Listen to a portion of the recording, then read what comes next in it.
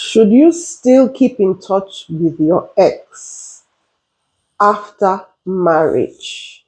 I'm not the type of person that likes to give absolute answers. So I would answer based on my own opinion and thoughts and advice. And then I would look at different scenarios. So here's the thing.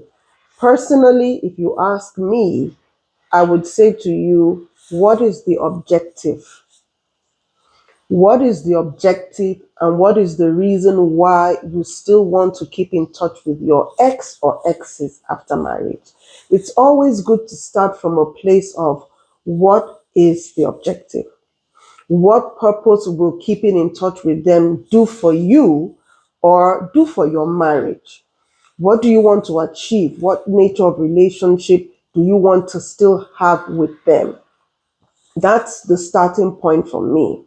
That if you are able to clearly define the objective and there's a benefit for both you and your spouse, or there's a benefit for your marriage, then it's a whole different conversation that we're going to be having.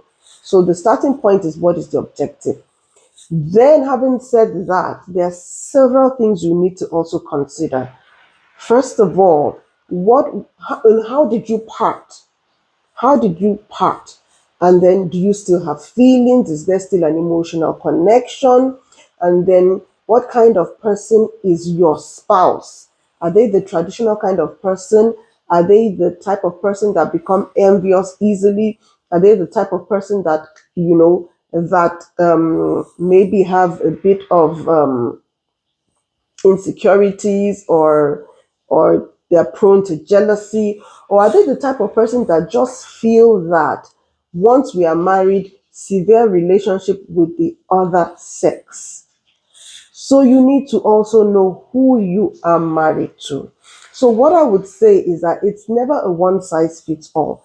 Personally, I don't advise it, because you have to be mindful of the fact that, well, there's this thing called Okafor's Law. If you haven't heard of Okafor's Law, it's a law that simply says once you've had a relationship with somebody, there's always a window where you can easily fall into still having a relationship with them if you have not closed the door. If you leave the door open, I think that's the best way to put it. If you leave the door open, so I would say, and this is personally me speaking now, as much as possible, try to avoid it. Why? Because it can affect trust. It can it can it can cause your spouse or your partner to begin to doubt you. It can You can easily fall into sin if you are in a season where your marriage is going through a rough patch, and there's this ex that you talk to somewhere. You can easily begin to catch feelings again and then just fall. So you want to be sure that you close all doors, emotional doors, and that you set the boundaries to safeguard your marriage. So I would say, for me, I advise against it.